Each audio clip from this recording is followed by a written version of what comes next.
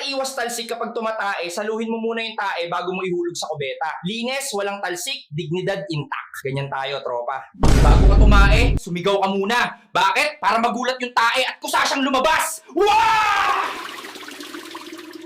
O dakilang tabo, gabayan mo ang pagdaloy ng aking laman.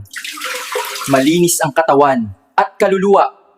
Pre, walang tao pero nag-flash. Uwi na tayo. Kuya!